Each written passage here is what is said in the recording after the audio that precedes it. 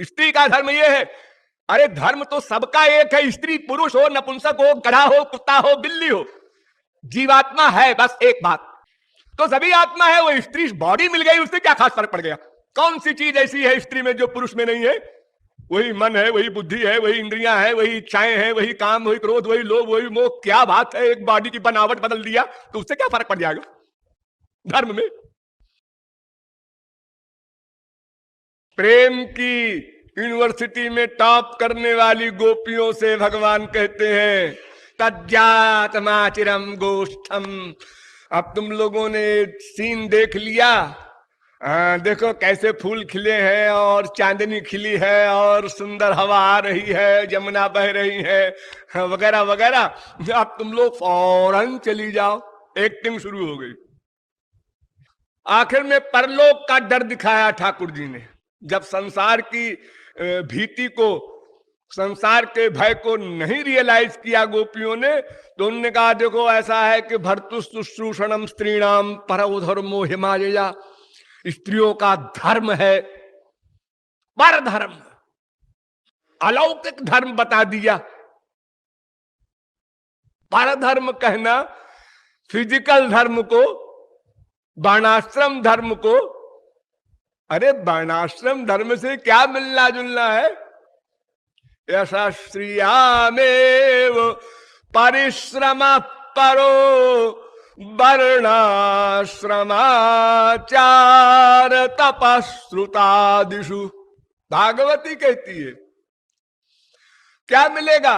यश और श्री, संसारी वैभव। वर्णाश्रम धर्म के पालन करने से और क्या मिलेगा? संसार में जन्म होगा तो किसी बड़े घर में होगा, ठाट बाट से आप रहेंगे, आनंद मिलेगा। अरे आनंद कहां धरा है जी। और अगर इससे भी बड़ा आपने सुंदर पालन किया वर्णाश्रम धर्म का, तपश्चर्या आदि, तो स्वर्ग मिल जाएगा, वो भी मेटीरियल माइक। तो यशस्त्रियामेव, इसके लिए इतना बड़ा परिश्रम करो। परिश्रम पर, वर्णाश्रम धर्म का पालन करो, तपश्चर्या करो, वेद के एक एक नियम को पढ़ो, समझो, फिर प्रैक्टिकल पालन करो। तो भगवान ने इस लोक और परलोक दो प्रकार के लोभ दिखाए, लालच दिलिए गोपियों को। लेकिन चालाकी रखा कि कोई महापुरुष पूछ बैठे क्यों जी आप धोखा देते हैं, ऐसी गलत बात आपने क्यों कहा? परधर्म, स्त्री का धर्म ये है। अरे धर्म तो सबका एक है, स्त्री पुरुष हो, नपुंसक हो, गधा हो, कुत्ता हो, बिल्ली हो, जीवात्मा है बस एक बात। वेद शरीर का धर्म नहीं बताता, आत्मा का धर्म बताता है। धर्मो यस्याम मदात्मका। भगवान ने स्वयं उद्धव से कहा है कि वेद वाणी में केवल मेरे धर्म का वर्णन है, मदात्मक धर्म, न तुम मायात्मक धर्म। मेरे धर्म का निरूपण हुआ है। तो सभी आत्मा है, वो स्त्री बॉडी मिल गई, उससे क्या खास फर्क पड़ गया? कौन सी चीज ऐसी है स्त्री में जो पुरुष में नहीं है? वही मन है, वही बुद्धि है, वही इंद्रियां है, वही इच्छाएं हैं, वही काम, वही क्रोध, वही लोभ, वही मोह। क्या बात है, एक बॉडी की बनावट बदल दिया तो उससे क्या फर्क पड़ जाएगा धर्म में? एक कैसे कहा भर्तुशुश्रूषणम, और दो लालच दिया अस्वर्गमयस्यंच, यह लोक में बदनाम हो जाओगी और परलोक भी नष्ट हो जाएगा। लेकिन भगवान ऐसे चालाक है कि उन्होंने एक शब्द रख दिया वहीं पर कि अगर कोई बुद्धिमान पकड़ भी लेगा तो फिर हमारे बचने के लिए एक पॉइंट है। शायद किसी महापुरुष का ध्यान गया हो उस शब्द के ऊपर। भागवत तो सब सुनाते रहते हैं। क्या है वो शब्द? ध्यान दो। पति स्त्रीभिर्नहातव्यो लोके सुभिरपातकी। दुश्शीलो दुर्भगो वृद्धो जड़ो रोग्यधनोपि। मैंने बताया था ना, वो बूढ़ा हो, बीमार हो, मूर्ख हो, खिला पिला न सकता हो, अपंग हो, तब भी पति को नहीं छोड़ना। लेकिन नीचे की लाइन में कहते हैं कि दो बात और समझ लो। लोके सुभी ही, जिसको परलोक स्वर्ग की इच्छा हो, उसको ऐसे पतियों का भी परित्याग करना मना है शास्त्र में। जिसको स्वर्ग चाहिए उसको। और कोई कहता है हमको स्वर्ग नहीं चाहिए, नरक चाहिए, हाँ तो फिर तो चाहे सो करो।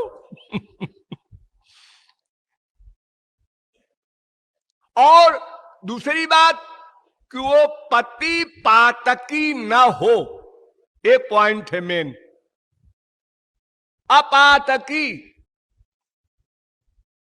उसी श्लोक में कहा गया कि वो पति पापी न हो, तो वो अंधा हो, लंगड़ा हो, लूला हो, मूर्ख हो तो त्याग करना मना है। और अगर पापी हो तो फिर त्याग हो सकता है। एक भी पति की एग्जाम्पल नहीं है भागवत में कि उसने अपनी स्त्री से कहा है मुरली बज रही है, जाओ जाओ जाओ। ऐसा किसी पति ने कहा क्या? नहीं कहा। तो फिर इसका मतलब यह है कि सब पतियों को एतराज था। और कितना बड़ा कांड खड़ा हो जाता है जब सब पतियों को एतराज है और वो ब्रह्मरात्रि तक अपने पति से बाहर गायब है। सारे ब्रिज में हंगामा मच जाता, क्या ना हो जाता। अरे वो भगवान हो चाहे भगवान के बाप हो, बहुत से हठी ऐसे अहंकारी होते हैं, हम जी ऐसा नहीं कर सकते। तो पति भला अपनी स्त्री को कैसे भेजेगा? और जो भगवान के खिलाफ भावना रखता है, दुर्भावना रखता है कि जिस कूड़ा कबाड़ा गंदा मलमूत्र के पिटारे शरीर को हम संसारी पुरुषों को दिया करते हैं, वो भगवान को देने में एतराज है, गंदी वस्तु देने में। तो वो पति क्या पातकी नहीं है? इससे बड़ा भी और कोई पाप होगा? इसको तो नामापराध कहते हैं शास्त्र में। समस्त पापों से बड़ा अपराध कि उसने भगवान के खिलाफ भी बुद्धि लगाई। तो इस प्रकार तो जितने भी पति हैं गोपियों के सब नामापराधी महान पातकी है। इसलिए उनको छोड़ देने में क्या बात है?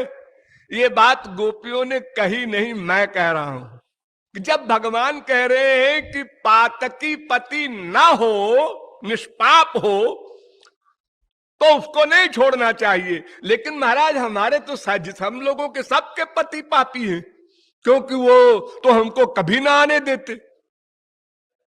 हम तो चोरी से आए हैं, और आप भी चोरी से हमारा रूप धारण करके उनके पास लेटे हुए हैं, वरना तो पता नहीं क्या हो जाता। मैं ये बता रहा हूं कि पहली बात तो ये कि गोपियों को न इस लोक का सुख चाहिए। क्यों? अरे वो पति वती को छोड़ के आई हैं जंगल में रात को, ये प्रमाण नहीं मालूम तुमको? हाँ। और स्वर्ग चाहिए नहीं।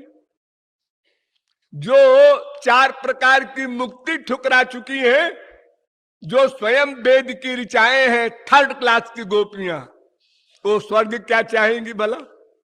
तो परीक्ष लोकान कर्मचितान ब्राह्मणों निर्वेदमायात। स्वर्ग से वैराग्य तो साधारण योगींद्र मुनींद्र को हो जाता है।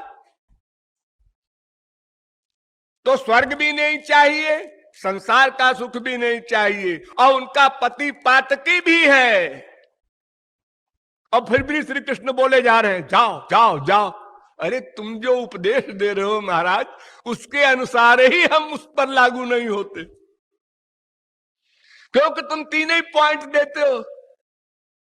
इस लोक का सुख, ऐश्वर्य, प्रतिष्ठा, यश हमें नहीं चाहिए। स्वर्गलोक के सुख, हमें नहीं चाहिए, वहां भी माया का आधिपत्य है। और फिर भी पति का परित्याग, हाँ तो किस पति का परित्याग पाप है? आप ही तो बोल रहे हैं अपातकी, जो पापी ना हो। पाप ही पाप तो करते हैं हम लोग। गुरु जी के सामने बैठकर भी पाप की बात सोच लेते हैं, इतने बड़े पापी। भगवान के मंदिर में बैठ करके भी, खड़े होकर के भी पाप की बात सोच लेते हैं। भगवान के सामने खड़े हैं मंदिर में हाथ जोड़े हुए, एक सुंदर लड़की भी खड़ी है, आंख बंद किए भगवान का ध्यान कर रही है। हम उसके तिरछी निगाह से देख रहे हैं, बड़ी सुंदर है। अरे हम जब गुरु व भगवान के सामने होकर भी गलती कर जाते हैं, पाप कर जाते हैं, तो बाहर क्या न करते होंगे।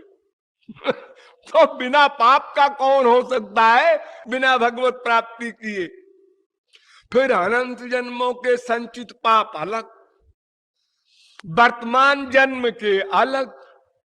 अरे पाप कराने वाली जननी माया जब तक हमारे ऊपर हावी है, तब तक हम पापी ही पापी हैं। अस्तु। गोपियों के प्रति जो भगवान ने प्रश्न किए उसके उत्तर भी दे दिए। मैंने आपको समझाया था कि महाराज समस्त आत्माओं की आत्मा आप है, इसलिए पति भी आप है। आपने जो कहा अपने पतियों का परित्याग न करो, तो मैं परित्याग नहीं, मैं तो ग्रहण करने आई हूं। परम पति आप है, मेरे पति आप है, नित्य पति आप है। ये पति तो हर जन्म में बदलते रहे, मां बदल गई, बाप बदल गया, स्त्री बदल गई, पति बदल गई, बच्चे बदल गए हर जन्म में। लेकिन आप तो ऐसे हमारे माँ बाप पति सब कुछ हैं जो नित्य हैं, कोई परिवर्तन नहीं। आत्मा का दूसरा बाप न हो सकता है, न दूसरा पति। शरीर तो अनित्य है, तो मिट्टी का ढेर है। मैं निकल जाऊं, देखो फिर आपकी जिस शरीर के पीछे पीछे भाग रहा है कोई, ये बड़ी सुंदर है, ये बड़ा सुंदर है, फिर उसकी तरफ देखेगा भी नहीं, क्या हुआ? अरे हो गई। फिर ये लेटा कौन है? अरे मिट्टी है, अभी इसी की मिट्टी में जाना है। अरे जिस बीबी ने उसके लिए जान देने की ठान रखी थी, वो भी कहती है बस सब स्वार्थ का संबंध है, अब वो चला गया, अब बात खत्म, नमस्ते। और अगर कोई रोता होता भी है तो स्वार्थ के लिए रोता है, उसके लिए नहीं रोता कोई। अरे वो होते तो तरकारी वरकारी ला देते थे, अब वो चले गए, हमारा बेटा चला गया, हमारा बाप चला गया, तो अभी उनका काम यहां कौन करेगा। इस मतलब के लिए हम लोग याद करते हैं और भक्ति दिखाते हैं कि हम बड़े भक्त हैं, पिता के, माँ के, बीबी के, पति के। सब खाक पत्थर भक्त है, सब अपने भक्त हैं विश्व में। किसी का कोई भक्त हो ही नहीं सकता, इम्पॉसिबल।